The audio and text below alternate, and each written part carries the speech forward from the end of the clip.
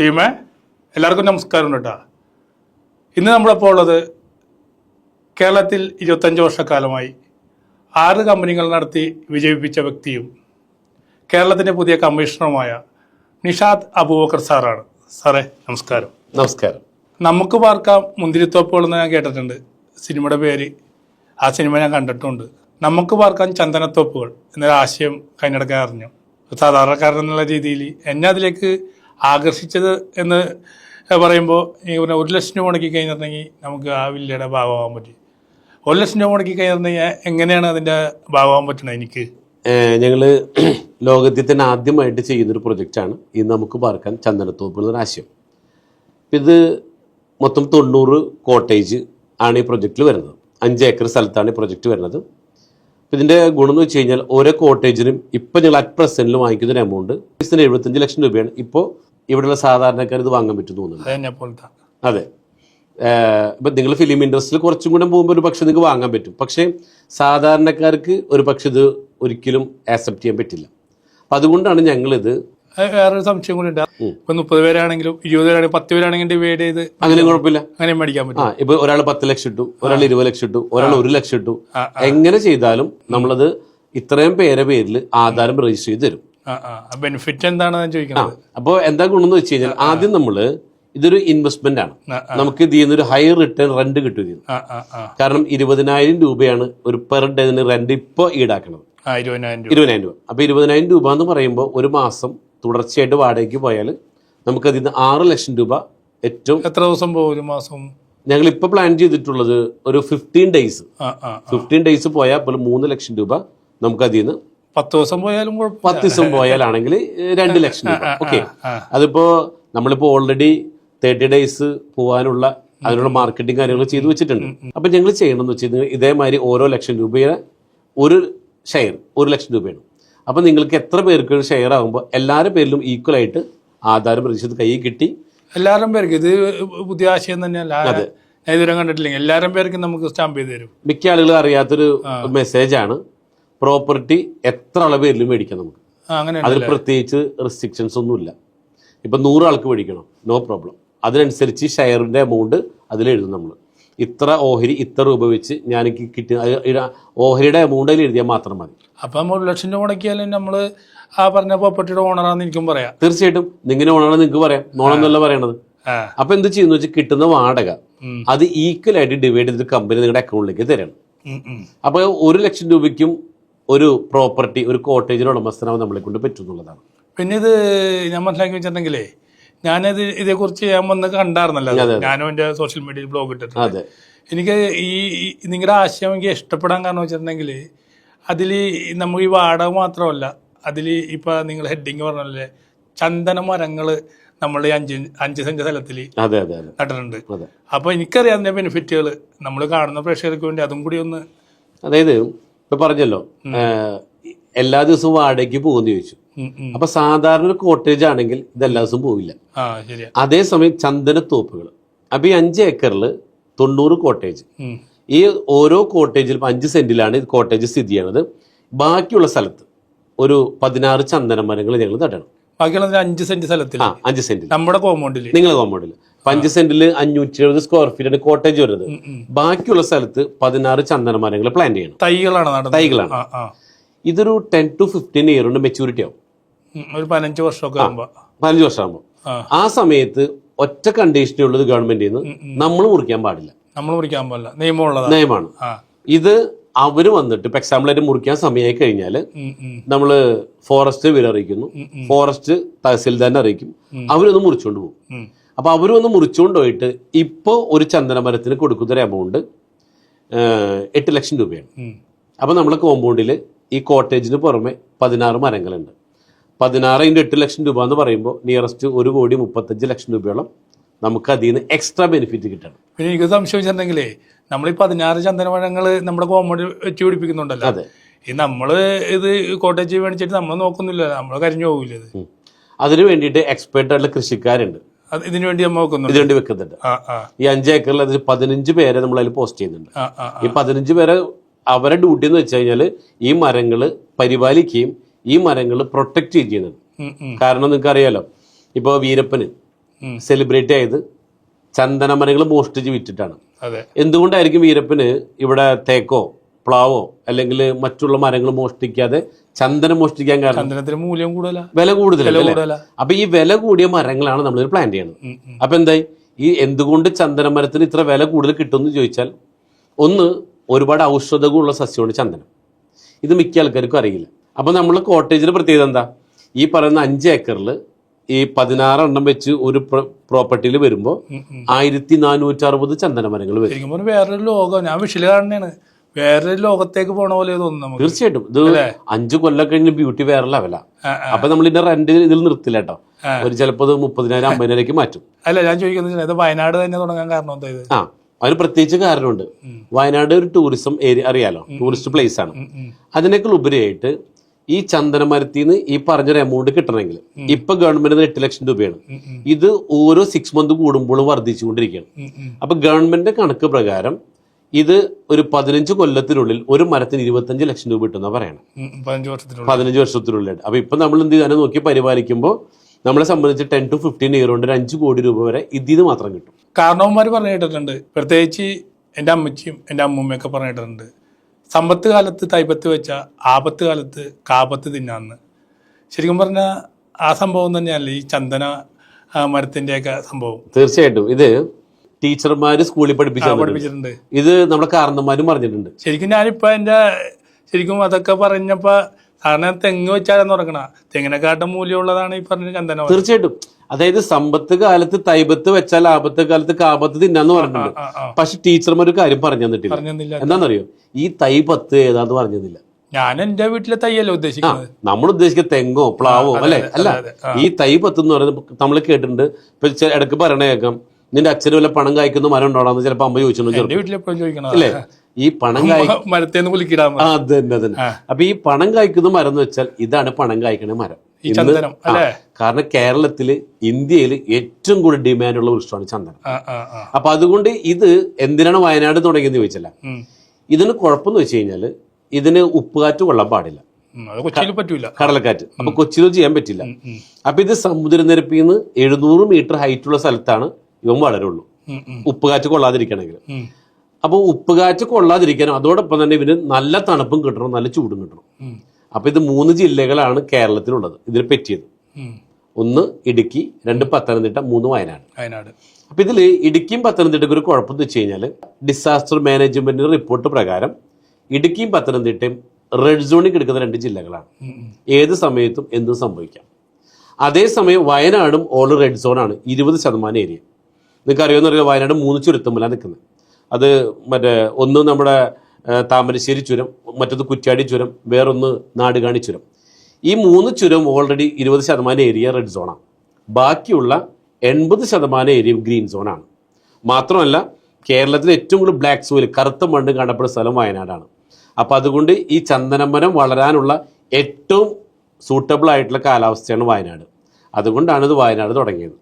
അത് മാത്രമല്ല, ഇപ്പൊ ഞാൻ പോയി കണ്ടതാണ്. അപ്പൊ ഞാൻ നോക്കിയപ്പോ 5 സെന്റ് സ്ഥലത്ത് ഒരു നല്ല കെയർ ഹൗസ്, അടിപൊളിയാണ്. അത് ഒരു ഹാളും ഒരു റൂമും അതിനോടൊപ്പം തന്നെ അടിപൊളി സ്വിമ്മിംഗ് പൂളും, പ്രൈവറ്റ് സ്വിമ്മിംഗ് പൂൾ. ആരും ചെയ്തിട്ടില്ല. അത് ചെയ്തിട്ടില്ല. ഞാൻ കേരളത്തിലെ ഒട്ടുമിക്ക വില്ലാസിലും പോയിട്ടുണ്ട്. ഞാൻ എല്ലാ സ്ഥലത്തും ഞാൻ പോയിട്ടുണ്ട്. പക്ഷെ ഈ ഒരു സംഭവം എനിക്ക് ഭയങ്കര ഇഷ്ടപ്പെട്ടു. അതായത് 90 കോട്ടേജും 90 പ്രൈവറ്റ് പൂളാണ്. 90 കാരണം ഇങ്ങനത്തെ ഒരു സ്ഥലത്ത് പോയി കഴിഞ്ഞാൽ ഏതെങ്കിലും 2 എണ്ണത്തിലുണ്ടാവുള്ളൂ. അതെ. മിക്ക ഹസ്ബൻഡ് വൈഫിനുണ്ട് പ്രൈവസി ആയിട്ട് അത് കുളിക്കാനോ. തീർച്ചയായിട്ടും നമ്മുടെ ഹെൽത്തിന് ഒരുപാട് ഗുണം കിട്ടുന്ന ഒന്നാണ്. പക്ഷെ അതും കൂടെ നമ്മളിവിടെ പ്രാവർത്തികം ഡിസൈൻ ചെയ്ത് വെച്ചാൽ ഭയങ്കര ഭംഗിയാ കാണാനായിട്ട്. അതെ. അതല്ല, നമ്മളിപ്പോ ഇപ്പൊ അത്യാവശ്യം പൈസക്കാരൊക്കെ ഒറ്റക്ക് മേടിച്ചെന്ന് കൊടുത്താൽ ഈ നഷ്ടമില്ല. അത് നമ്മൾ താമസിച്ചില്ലെങ്കിൽ കുഴപ്പമില്ല. ഗൾഫിലൊക്കെ പോയിട്ട് രണ്ടാമത് വന്നിട്ട് ഒന്ന് അല്ലെ നമ്മുടെ ഫാമിലി ആയിട്ടൊക്കെ ഫ്രണ്ട്സൊക്കെ ആയിട്ട് വന്ന് സ്വന്തമായിട്ടൊരു പ്രോപ്പർട്ടി ഒക്കെ ഉണ്ടെങ്കിൽ പൈസ ഉള്ളവന് തീർച്ചയായിട്ടും നഷ്ടമില്ല അത് മേടിച്ചിടാനായിട്ട്. അത് മാത്രല്ല കേട്ടോ, എനിക്കും വയനാട്ടിൽ ഒരു റിസോർട്ട് എടുത്ത് പറഞ്ഞൂടെ 1 ലക്ഷം രൂപയ്ക്ക്. പിന്നെ വേറൊരു വലിയ ബെനിഫിറ്റ് പറഞ്ഞേ, വാടക കൊടുക്കാം. ചില ആൾക്കാർക്ക് വാടക കൊടുക്കാൻ താല്പര്യം ഉണ്ടാവില്ല, പ്രൈവറ്റ് ആയിട്ട് തന്നെ കൊണ്ടുനടക്കാനും പറ്റും. ഇപ്പൊ ഓൾമോസ്റ്റ് എല്ലാവരും വാടകയ്ക്ക് കൊടുക്കാൻ തന്നെയാണ് വാങ്ങിയിട്ടുള്ളത് കേട്ടോ. പിന്നെ എന്റെ ബലമായ സംശയം, ഒരുപാട് പേർക്ക് സംശയം ഉണ്ടാവും, വയനാട് കേൾക്കുമ്പോൾ തന്നെ പ്രകൃതി ദുരന്തമാണ്. കഴിഞ്ഞ കൊല്ലം തന്നെ ചുരൽമല ദുരന്തം ഭയങ്കര ദുരന്തമായിരുന്നു. അപ്പൊ ഈ പ്രകൃതി ദുരന്തങ്ങൾ ഇതിനെ ബാധിക്കുമോ? അങ്ങനെ സ്ഥലത്താണോ നിങ്ങൾ തുടങ്ങിയേക്കണത്? അല്ല, അതേ നേരത്തെ പറഞ്ഞത് ഡിസാസ്റ്റർ മാനേജ്മെന്റിന്റെ റിപ്പോർട്ട് 50 കൊല്ലം മുമ്പും 50 വർഷത്തിന് ശേഷം യാതൊരുവിധ പ്രകൃതിക്ഷോഭങ്ങളും റിപ്പോർട്ട് ചെയ്യാത്ത മേഖലയാണ് ഈ പറഞ്ഞ വയനാട് പുൽപ്പള്ളി. ഞാൻ പോയി കണ്ടപ്പോൾ എനിക്ക് ഭയങ്കര അടിപൊളി. അവിടെ വല്ല മലയുണ്ട്? ഒന്നുമില്ലല്ലോ, മലയൊന്നുമില്ല, നമ്മളെ മുകളില്. അതെ അതെ. അത് മാത്രമല്ല ഈ പറഞ്ഞ ഈ അവിടുത്തെ ഇപ്പൊ എല്ലാവരും സംശയം ചോദിക്കണുണ്ട്. ഞാൻ ഇപ്പൊ സംശയം മാറ്റുന്ന ആളായി മാറിയേക്കുന്നത് ഈ രജിസ്ട്രേഷനല്ലേ മെയിനായിട്ട് നമ്മുടെ പേരിലേക്ക് ഭൂമി കിട്ടുന്നുള്ളതാണ്. അപ്പൊ നമുക്ക് വയനാട് വില്ലേജ് ഓഫീസിലൊക്കെ പോയി അന്വേഷിച്ച് കഴിഞ്ഞിട്ടുണ്ടെങ്കിൽ നമുക്ക് ഇങ്ങനത്തെ ഭൂമിനെ കുറിച്ച് അറിയാൻ പറ്റുമോ നമുക്കത്?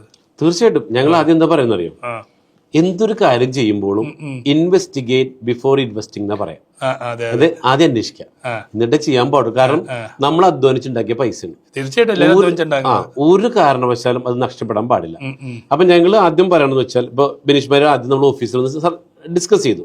എന്നിട്ട് എന്താ പറഞ്ഞേ, അടുത്ത ദിവസം വയനാട് പോകും. അങ്ങനെ വയനാട് പോകുന്നു. വയനാട് കണ്ട് വന്ന് ബോധ്യപ്പെട്ടു, ഇഷ്ടപ്പെട്ടു, ബോധ്യപ്പെട്ടെങ്കിൽ ഇത് വാങ്ങിയാൽ മതി. എന്നിട്ടോ നിങ്ങൾക്ക് നേരെ രജിസ്റ്റർ ഓഫീസിൽ പോയിട്ട് ഇങ്ങനെ ഓക്കെ എല്ലാം അന്വേഷിച്ചിട്ട് മാത്രം ഇത് ചെയ്താൽ മതി. ആദ്യം സാർ ഈ പ്രോജക്റ്റിനെ കുറിച്ച് ഞാൻ ഓഫീസിൽ വന്നപ്പോൾ പറഞ്ഞപ്പോൾ ഞാൻ ഓർത്തേ, വയനാട് ഭയങ്കര ഉള്ളേരിയയിലായിരിക്കും, അല്ലെങ്കിൽ ഭയങ്കരമായിട്ട് നമ്മൾ ജീപ്പിലൊക്കെ നമ്മൾ ഇങ്ങനെ വരല്ല, ജീപ്പ് മാത്രം കയറുന്ന സ്ഥലമായിരിക്കും, നമുക്ക് എത്തിപ്പെടാൻ പറ്റാത്ത സ്ഥലം എന്നുള്ളത്. സാധാരണ ശരിക്കും വയനാട്ടിലെ ഏറ്റവും നല്ല കണ്ണായ സ്ഥലത്താണ് നിങ്ങൾ തുടങ്ങിയത്. അതെന്താ പ്ലസ് എന്ന് അറിയാം? അതിന്റെ കാരണമുണ്ട്. ഇല്ല, അധികം ഇതില്ല, കയറ്റവും ഒന്നും ഇല്ല. അല്ല, അതങ്ങനെ ചെയ്യാനുള്ള കാരണം എന്ന് വെച്ച് കഴിഞ്ഞാല്, ഇത് സാധാരണ ജനവാസ യോഗ്യമായ സ്ഥലത്തെ ചന്ദനം നടാൻ പാടുള്ളൂ. ഇതിന്റെ അപ്പുറത്തിപ്പുറത്തൊക്കെ വീടുകളുണ്ട്, ക്ലിയർ ആയോ? ഇത് സാധാരണ മലയിലോ കുന്നിലോ അല്ലെങ്കിൽ പ്ലാന്റേഷൻ ഭൂമിയിലോ ഇതൊന്നിലും നല്ല കറക്റ്റ് ആയിട്ടുള്ള നമ്മുടെ ലാൻഡിൽ മാത്രമേ, വീട് വെക്കാൻ പറ്റിയ ഭൂമിയിൽ മാത്രമേ ഇത് നടാൻ പാടുള്ളൂ. എങ്കിലേ ഗവൺമെന്റ് പൈസ തരുള്ളൂ. അപ്പോൾ നമുക്ക് എല്ലാത്തിനും വഴിയുണ്ട്, 10 അടി വഴി ഇട്ടിട്ടുണ്ട്, എല്ലാം കറക്റ്റ് ചെയ്തുകൊണ്ട് ഇലക്ട്രിസിറ്റി, വാട്ടർ കണക്ഷൻ എല്ലാം വെച്ചുകൊണ്ട് തന്നെ കണ്ടല്ലോ എല്ലാം. ഞാൻ പിന്നെ എനിക്കിത് ഭയങ്കരമായിട്ട് ഇഷ്ടപ്പെടും വെച്ചിട്ടുണ്ടെങ്കിൽ, എനിക്ക് കുറച്ച് ആർട്ടുമായിട്ടൊക്കെ എനിക്ക് ഭയങ്കര ചിന്താഗതിയുള്ള ആളാണ്. അപ്പം ഞാൻ ശരിക്കും ഇത് നമ്മളൊക്കെ പഠിക്കാൻ നേരത്ത് ചിലതൊക്കെ വരച്ചൊക്കെ നോക്കും. നമ്മൾ ചിലപ്പോൾ അങ്ങനെ ഒരിക്കലും കണ്ടിട്ടുണ്ടാവില്ല ആ സ്ഥലത്തെക്കുറിച്ചും. ആ നമ്മളൊരു വില്ലയൊക്കെ ചിലപ്പോൾ വരക്കാൻ പറഞ്ഞാൽ നമ്മുടെ മനസ്സിലുള്ള വില്ല വരക്കും. അപ്പോൾ ഇങ്ങനെ ഒരു കെ ഹൗസ് എന്ന് പറഞ്ഞിട്ടുണ്ടെങ്കിൽ ഞാൻ എനിക്ക് ആഫ്രിക്കയിലൊക്കെ ആയിരിക്കും അങ്ങനെയുള്ള സംഭവമുള്ളത്.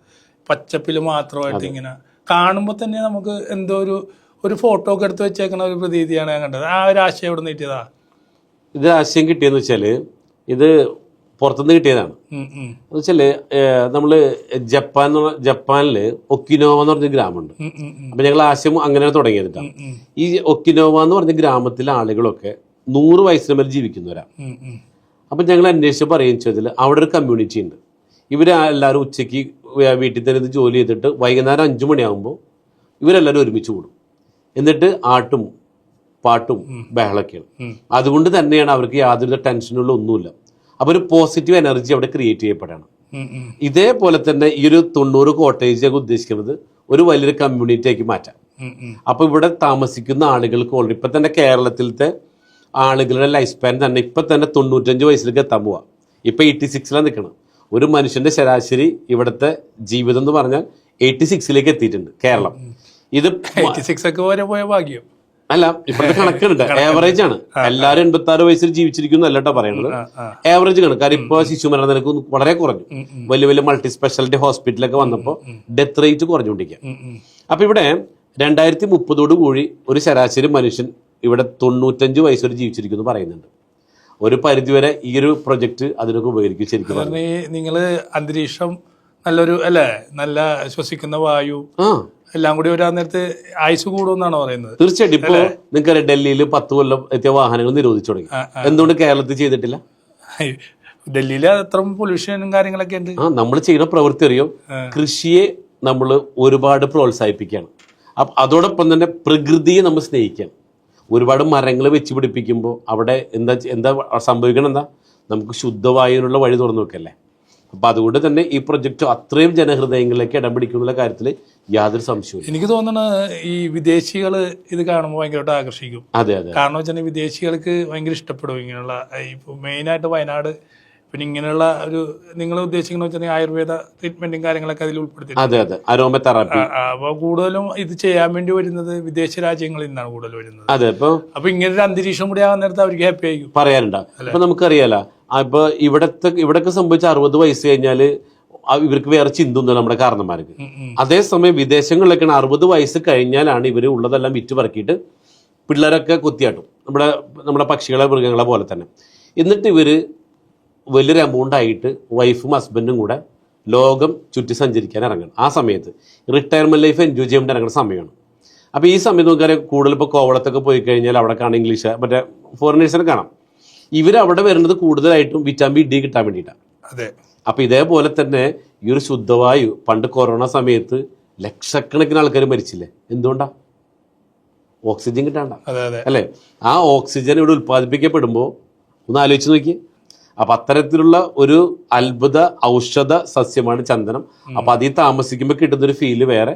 അതിന്റെ ഓണർ ആവെന്ന് പറയുമ്പോഴോ അത് 1 ലക്ഷം രൂപയ്ക്ക്. 1 ലക്ഷം രൂപ. ഈ 1 ലക്ഷം ഫിക്സഡ് ഒന്നും അല്ല കേട്ടോ.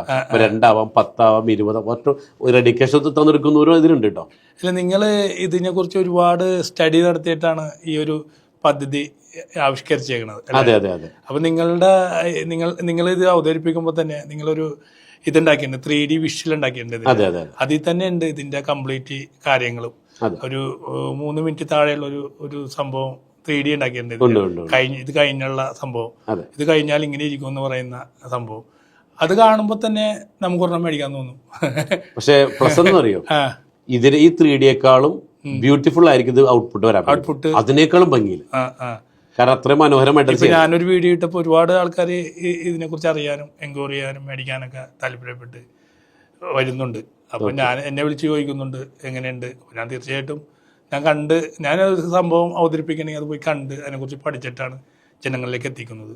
ഞാൻ എൻ്റെ വീഡിയോ, സാറിൻ്റെ വീഡിയോ ഞാൻ എൻ്റെ സോഷ്യൽ മീഡിയ ഇട്ടിട്ടുണ്ട്. അതിനെക്കുറിച്ച് പഠിച്ചിട്ട് തന്നെയാണ്. അപ്പോൾ ഇതും ഇൻ്റർവ്യൂ ചെയ്യുന്നതും ഇത് ശരിക്കും പറഞ്ഞിട്ടുണ്ടെങ്കിൽ റിയൽ ആയിട്ടുള്ള ഒരു ആൾക്കാരെ പറ്റിക്കാത്ത, ആൾക്കാർക്ക് നേടാൻ പറ്റിയ ഒരു ബിസിനസ്സും കൂടിയാണ് നമ്മളെ മുന്നിലേക്ക് വെച്ചിരിക്കുന്നത്. നമ്മളെന്ന് പറഞ്ഞ സാറും നിങ്ങളുടെ ടീമും മുന്നിലേക്ക് വെച്ചു. അതെ അതെ.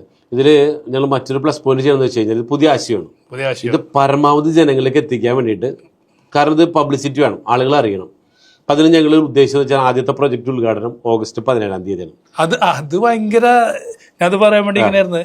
ഒരു സ്ഥലത്തും ചെയ്യാത്ത ഹോട്ടൽസൊക്കെ അങ്ങനെ ചെയ്തിട്ടുണ്ട്. ഇപ്പൊ പറഞ്ഞു വെച്ചിട്ടുണ്ടെങ്കിൽ നിങ്ങളുടെ ഓരോ വില്ലാസും പല പല മാസങ്ങളിലും പല പല ചിലപ്പോൾ അടുത്ത വർഷങ്ങളിലേക്കൊക്കെ ചിലത് പോകാൻ സാധ്യതയുണ്ട്. ഇപ്പൊ 6 നിലവിൽ ഈ പണി നടക്കുന്നത്, 60% പണികൾ തീർത്ത് ഈ ഓഗസ്റ്റ് മാസം അതിന്റെ ഒരു ഉദ്ഘാടനമുണ്ട്. അതൊരു നിങ്ങളെല്ലാവരും ഇഷ്ടപ്പെടുന്ന സെലിബ്രിറ്റിനെ കൊണ്ട് ഏൽപ്പിക്കുന്നത്. അതായത് ഈ 90 കോട്ടേജ് ഉദ്ഘാടനം ചെയ്യുന്നത് 90 ഫിലിം സ്റ്റാറാണ്, നിങ്ങളെ പോലത്തെ സെലിബ്രിറ്റീസ് ആണ്. അപ്പൊ എന്താ ഗുണമെന്നറിയോ, നിങ്ങൾ ഈ 90 പേരും പ്രൊമോട്ട് ചെയ്യുമ്പോൾ ഒന്ന് ആലോചിച്ച് നോക്കിയേ, ഒരുപാട് പേര് ഇതിൽ അറിയപ്പെടുകയാണ് അല്ലേ? അപ്പൊ ഇത് ആദ്യമായിട്ട് ഇത്രയും 90 റിസോർട്ട് പല ദിവസങ്ങളായിട്ട് ഉദ്ഘാടനം ചെയ്യാന്ന് വെച്ചാൽ, അപ്പൊ ഇത് ഞങ്ങളൊരു വലിയൊരു ഇവന്റ് ആക്കി മാറ്റണം. കേരളത്തിൽ ഒരു ട്രെൻഡ് ഉണ്ടാക്കി മാറ്റാന്നുള്ളതാണ്. റിസോർട്ടിൽ ആദ്യമായി ട്രെൻഡ് ഉണ്ടാക്കാൻ പോകുന്ന ഒരു പ്രൊജക്റ്റ് ആയിട്ട് ഇത് മാറും. ഏകദേശം ഇപ്പൊ നിങ്ങൾ റിസൾട്ട് സ്റ്റഡി നടത്തിയെന്ന് പറയുന്നുണ്ട്. ഈ 90 എത്താൻ നേരം എത്ര വർഷം പിടിക്കും ഇത്? ഇപ്പൊ നമ്മള് 25 ഡിസംബർ 31 ന്യൂ ഇയർ ആയിട്ട് നിങ്ങൾ ലോഞ്ച് ചെയ്യാൻ വേണ്ടി പോകണം. 25 അതെല്ലാം സെറ്റപ്പ് ആക്കിയിട്ട് ലോഞ്ച് ചെയ്തു. ഒരു ന്യൂ ഇയർ സെലിബ്രേഷനോട് കൂടെ തന്നെ. അന്ന് ചിലപ്പോൾ ഞങ്ങളുടെ വിശിഷ്ടാതിഥി ചിലപ്പോൾ താങ്കളായിരിക്കും. നിങ്ങളുടെ ഉള്ള ആളല്ലേ? ഓക്കെ, അല്ല നമ്മൾ ഒന്നിച്ചിട്ടുണ്ടല്ലോ. അപ്പോൾ അത് കഴിഞ്ഞാൽ നെക്സ്റ്റ് ഇയർ ആകുമ്പോഴത്തേക്ക് കംപ്ലീറ്റ് അത് 90 നെക്സ്റ്റ് 2026 ഡിസംബറിനുള്ളിൽ ഇത് കംപ്ലീറ്റ് പ്രൊജക്ട് ഫിനിഷ് ചെയ്യും. എനിക്ക് തോന്നണേ ശരിക്കും നമ്മൾ മലയാളികളല്ലാതെ വിദേശത്ത് നിന്ന് ചിലപ്പോൾ മൊത്തമായിട്ട് എടുക്കാൻ ആൾക്കാർ വന്ന് നിങ്ങൾ കൊടുക്കുമോ? ഇതിപ്പോ 2 കമ്പനി നമ്മൾ സമീപിച്ചിട്ടുണ്ട്. ഒന്ന് സ്പെയിനിൽ നിന്നുള്ളൊരു കമ്പനിയാണ്. അവർക്ക് മൊത്തത്തിൽ 5 കൊല്ലത്തേക്ക് ഈ 90 ലീസിന് വേണമെന്ന് പറഞ്ഞു. അവര് ചോദിച്ചേക്കണ ഇതൊന്നുമല്ല. അപ്പൊ അതിന്റെ ഭാഗമായിട്ട് ഇപ്പൊ സ്പെയിനിൽ നിന്നുള്ള കമ്പനി വന്നിട്ടുണ്ട്. അവര് പറഞ്ഞേക്കുന്നത് 6 ലക്ഷം ഒന്നും അല്ല കേട്ടോ, വലിയ എമൗണ്ട് റെന്റ് പറഞ്ഞേക്കണം. കാരണം അവർക്ക് ഇതിന്റെ വാല്യൂ മനസ്സിലായി. ഇത് കൂടാതെ ഇവിടെയുള്ള ഒരു വലിയ റിസോർട്ടുകൾ മാത്രം റൺ ചെയ്യുന്ന ഒരു കമ്പനി ഉണ്ട്, അവരും വന്ന് ചോദിച്ചിട്ടുണ്ട്. അപ്പൊ ഞങ്ങളൊരു ഫൈനൽ ഒരു തീരുമാനത്തിലേക്ക് എത്തിയിട്ടില്ല. അപ്പൊ നമ്മുടെ നാട്ടുകാർക്കും നമ്മുടെ രാജ്യക്കാർക്കും കൊടുക്കുന്നില്ലേ? അതല്ല, അത് ലീസിനല്ലേ. അപ്പൊ നിങ്ങൾ വാങ്ങിയ പ്രോപ്പർട്ടി, നിങ്ങൾ ഷെയർ ഉണ്ട്, നിങ്ങൾക്ക് ഇത് റവന്യൂ കിട്ടണമെന്നുണ്ടെങ്കിൽ ഇപ്പോ ലുലുവിന്റെ അകത്ത് മാരിയറ്റ് ഹോട്ടലുണ്ട്, ബിൽഡിംഗിലും യൂസഫ് അലിഖാന്റെതാണ്, ലുലുവിന്റെതാണ്, നടത്തുന്നത് മാരിയറ്റാ. അപ്പൊ ആരും നടത്തുന്നുള്ളതല്ല, ചിലപ്പോൾ മാരിയറ്റ് എടുക്കാതെ. ഒരു എക്സാമ്പിൾ പറയണ്ടോ, പക്ഷെ അവർ ആരെടുത്താലും നമുക്ക് ഫിക്സഡ് ആയിട്ടുള്ള റെന്റ് കിട്ടണേ, 5 കൊല്ലത്തേക്ക് തിരിഞ്ഞു നോക്കണ്ട. അപ്പൊ ഇങ്ങോട്ട് പറയണത് നമ്മൾ മാത്രം ജോലി ചെയ്താൽ പോരാ, നമ്മൾ ജോലി ചെയ്ത് ഉണ്ടാക്കുന്ന പണത്തെ കൂടി പണിക്ക് വിടണം. അപ്പൊ എന്താ, അവരവിടെ കിടന്ന് വളരും. അപ്പൊ നമ്മൾ 1 ലക്ഷം രൂപ 10 കൊല്ലം കൊണ്ട് എത്ര ലക്ഷങ്ങൾ രൂപയായിട്ട് മാറി, എത്ര കോടിക്കണക്കിന് രൂപയായിട്ട് മാറണം. ഇത്തരത്തിൽ സാധാരണ നമ്മുടെ മനുഷ്യന്മാർ ചിന്തിക്കാറില്ല. അപ്പൊ അതിൽ പറയണമെന്ന് വെച്ചാൽ നമ്മൾ ഉണ്ടാക്കുന്ന പൈസ എപ്പോഴും നമുക്ക് ബിനിഷ്മായി ഒരുപാട് പൈസ ഉണ്ടാക്കുന്നുണ്ട്, പക്ഷെ ഒരു കാര്യത്തിൽ നമ്മൾ എക്സ്പേർട്ടാ ചെലവാക്കാനായിട്ട്, അല്ലേ? പൈസ ഉണ്ടാക്കാനും അറിയാം, ഇങ്ങനെ പറയാം മേക്ക് മണി, സ്പെൻഡ് മണി, ഈ 2 കാര്യം നമുക്കറിയാം. പക്ഷെ ഇതിൻ്റെ ഇടയിൽ 2 കാര്യങ്ങളുണ്ട്. നമ്മൾ ഉണ്ടാക്കുന്ന പൈസ സേവ് ചെയ്യാൻ അറിയില്ല, നമ്മൾ ഉണ്ടാക്കുന്ന പൈസ ഇൻവെസ്റ്റ് ചെയ്യാൻ അറിഞ്ഞൂടാ. കാരണം എന്നും നമുക്ക് ഇതേപോലെ ആരോഗ്യം ഉണ്ടാവണമെന്നില്ല. അപ്പോൾ ആരോഗ്യമില്ലാത്ത സമയത്ത് നമുക്ക് ജീവിക്കണമെങ്കിൽ എന്ത് വേണം? ഇതേപോലുള്ള അസറ്റ് നമുക്ക് വേണം. അപ്പോൾ അതിൽ നിന്ന് കിട്ടുന്ന വാടക, ഇപ്പം ഞങ്ങളുടെ കൺസ്ട്രക്ടർ പറയുന്നത് വെച്ച് കഴിഞ്ഞാൽ 100 വർഷമാണ് ഇതിൻ്റെ ഗ്യാരണ്ടി പറയണത്. ഞങ്ങൾ കമ്പനി 15 പറയുന്നുള്ളൂ, പക്ഷെ ഇവർ 100 കൊല്ലാണ് ഇത്ര ഗ്യാരണ്ടി തന്നേക്കണം. അത്രയും വലിയ ടെക്നോളജിയോട് ഉപയോഗിച്ചിട്ടുള്ളത്. അപ്പോൾ എന്താ ഗുണം? നമുക്കൊരു ചെറിയൊരു എമൗണ്ട് ഇൻവെസ്റ്റ് ചെയ്താൽ പോലും നമ്മളില്ലെങ്കിലും നമ്മുടെ തലമുറയ്ക്ക് പോലും അതിൽ നിന്ന് വരുമാനം കിട്ടാവുന്ന രീതിയിലുള്ള ഒരു പ്രൊജക്റ്റാണിത്. അടിപൊളി. അപ്പം അത്ര കണ്ടുള്ള ഒരു വലിയ പ്രൊജക്റ്റ് നിങ്ങളെപ്പോലുള്ള സെലിബ്രിറ്റീസ് ഇത് അറിയിക്കാം. കാരണം എന്ത് നല്ലത് വന്നാലും നമ്മൾ പ്രചരിപ്പിക്കണം, അല്ലേ? അതെ അതെ, തീർച്ചയായിട്ടും. ഞാൻ നല്ല കാര്യങ്ങൾ മാത്രമാണ് ഞാൻ എൻ്റെ സോഷ്യൽ മീഡിയയിൽ കൂടി പ്രചരിപ്പിച്ചിട്ടുള്ള. ഒരുപാട് പേർക്ക് ഗുണം ചെയ്തിട്ടുണ്ട്. ദോഷമായിട്ട് ഇതുവരെ ഒന്നും ചെയ്തിട്ടില്ല. മലയാളികളെ മാത്രമല്ല, ഒരു മനുഷ്യൻ ഒരു സംഭവം, ഒരു സാധനം മേടിക്കുകയാണെങ്കിൽ A to Z അതിനെക്കുറിച്ച് അന്വേഷിച്ചിട്ട് മാത്രമേ മേടിക്കുള്ളൂ. അതെ അതെ. പക്ഷെ കേരളത്തിൽ നിന്ന് തുടങ്ങിയിട്ടൊന്ന് വിജയിപ്പിക്കാന്ന് വെച്ചാൽ അത് നിസ്സാരമല്ല. അപ്പം നിങ്ങളെപ്പോലുള്ള ആളുകളുടെ സപ്പോർട്ടാണ് എനിക്ക് ഏറ്റവും കൂടുതൽ വേണ്ടത്, പ്രത്യേകിച്ച് സോഷ്യൽ മീഡിയ. ഏതായാലും ഒരുപാട് പേര് ഇപ്പം ഇത് കണ്ടിട്ട് ഇതിനെക്കുറിച്ച് നമ്മൾ ആദ്യമായിട്ട് വീഡിയോയിൽ ഇത്ര വിശദമായിട്ട് പറഞ്ഞിട്ടില്ലായിരുന്നു. ഇല്ല. ഞാൻ എൻ്റെ സോഷ്യൽ മീഡിയ ഇട്ട ജസ്റ്റ് ഇതിനെക്കുറിച്ച് അറിയാവുന്ന കാര്യങ്ങൾ മാത്രം പറഞ്ഞിട്ടുണ്ടായുള്ളൂ. അപ്പോൾ ഈ വീഡിയോയിലൂടെ ഇതിനെക്കുറിച്ച് കൂടുതൽ അറിയാൻ പറ്റി. ഇനി ഫോൺ നമ്പർ ഇട്ടിട്ടുണ്ടല്ലോ, ബാക്കിയുള്ള കാര്യങ്ങളൊക്കെ അവർ വിളിച്ചോളും തീർച്ചയായിട്ടും.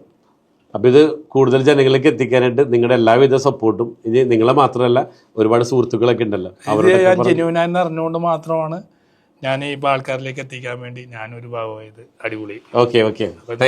ഇനിയും വലിയ വലിയ സംരംഭങ്ങൾ ഭാവിയിലുണ്ടാകട്ടെ. Thank you.